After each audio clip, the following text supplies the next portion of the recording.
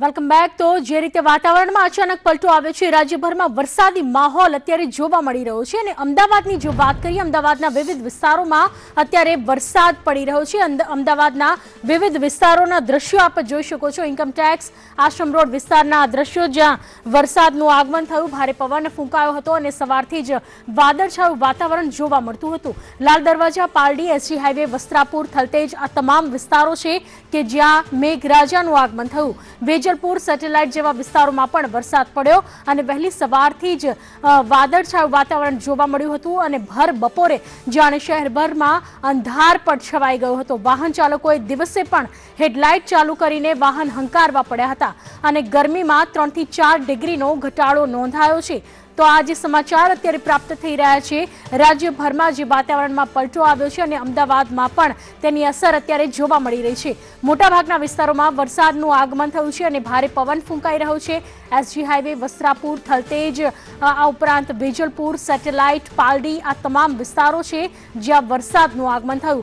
અંધારપટ છવાઈ ગયો છે, અત્યારે વિઝિબિલિટી ખૂબ જ ઓછી થઈ ગઈ છે। જો કે તાપમાનની જો વાત કરીએ, અત્યાર સુધી ગઈકાલ સુધી અને રાત સુધી જે ગરમી અને અનુભવ થતો હતો તેમાં 3 થી 4 ડિગ્રી જેટલો ઘટાડો થયો છે। વાતાવરણમાં ઠંડક પ્રસરી ગઈ છે। જો કે આ પ્રકારના અચાનક માવઠાના વાતાવરણને કારણે ખેતીને નુકસાન જવાની ભીતિ સેવાઈ રહી છે અને ધૂળની જે ડમરીઓ ઉડી રહી છે તેને લઈ જનજીવન ઉપર પણ અસર થઈ છે। આપ અત્યારે દૃશ્યમાં જે જોઈ શકો છો, અમદાવાદના આ દ્રશ્યો, આકાશી દ્રશ્યો ઉપરથી જ સમજી શકાય છે કે જે વાદળછાયું વાતાવરણ જોવા મળી રહ્યું છે અને ધૂળની ડમરીઓ અત્યારે ઉડી રહી છે।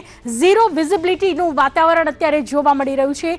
વાહન ચાલકો પણ અનેક પ્રકારની મુશ્કેલીનો સામનો અત્યારે કરી રહ્યા છે, કારણ કે વાહનની હેડલાઇટ ચાલુ કરીને વાહન હંકારવા પડે છે ને જે ભારે પવન અત્યારે ફૂંકાઈ રહ્યો છે, આપ દ્રશ્યમાં જોઈ શકો છો, ધૂળની ડમરીઓ અત્યારે ઉડી રહી છે અને જનજીવનને પ્રભાવિત કરી રહી છે। ભારે પવન અને આંધીની આગાહી હવામાન વિભાગ દ્વારા પણ કરવામાં આવી હતી થોડા દિવસો પહેલા અને અત્યારે આ આગાહી સાચી પડી રહી છે।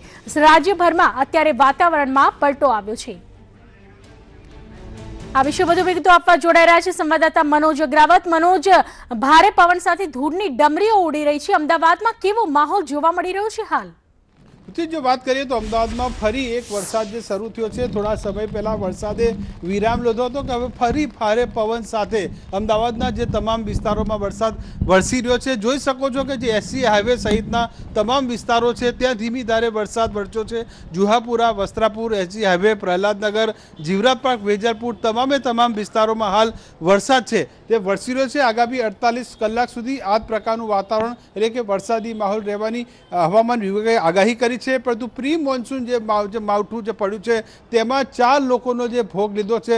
મહેસાણામાં જે એસટી બસના અકસ્માતને કારણે એક વ્યક્તિનું મોત નીપજ્યું છે। વિજાપુરમાં વીજળી પડતા એક વ્યક્તિનું મોત નીપજ્યું છે। પડદરીમાં જે મંગુબેન નામની જે મહિલા હતી તે પોતાના ખેતરમાં જે નીચે બેઠા હતા તેના પર વીજળી પડતા મોત થયું છે। ધાંગધ્રામાં રેલવે ફાટક એક મહિલા ઉપર પડતા તેમનું મોત થયું છે અને સાળંદ વિરમ ગામ પાસે પણ એક મહિલા પર વીજળી પડતા મોત થયું છે। આમ જે પ્રી મોન્સૂનને કારણે 4 લોકોના જે ભોગ લેવાય છે। સાથોસાથ જગતનો તાજ જે ખેડૂત છે તે પણ ચિંતામાં મુકાઈ ગયો, કારણ કે મોટા ભાગના જે ખેતરોમાં છે તેમાં ઊભો પાક છે, જેમાં બાજરી છે, ઘઉં છે, એરંડા, તમાકુ સહિતના પાકો છે। સાથોસાથ સૌરાષ્ટ્રનું જે ગૌરવ કહી શકાય તેવી કેસર કેરીના પાકને પણ એક મોટા નુકસાનની ભીતિ થઈ છે। હાલમાં જો તાજા જે સમાચાર મળ્યા છે, કુલ 11 જિલ્લા છે કે જેમાં અમદાવાદ, જામનગર, પાટણ, સાબરકાંઠા, બનાસકાંઠા, રાજકોટ, જામનગર સહિતના 11 જિલ્લાના જે 33 તાલુકા છે તેમાં 33 તાલુકામાં હાલ વરસાદ પડ્યો છે। સૌથી મોટું જે સંકટ હાલ છે તે દરિયા કિનારે છે કે જેમાં પવનની ગતિ 45 થી 55 કિલોમીટરની હાલ જોવા મળી છે। તેને કારણે તમામ માછીમારો જે ફિશિંગ માટે ગયા છે તે તમામને પરત આવવાની સૂચના આપવામાં આવી છે। પોરબંદરની વાત કરીએ તો 1200 થી 1500 બોટ છે તે હાલ કિનારે આવી ગઈ છે। જી।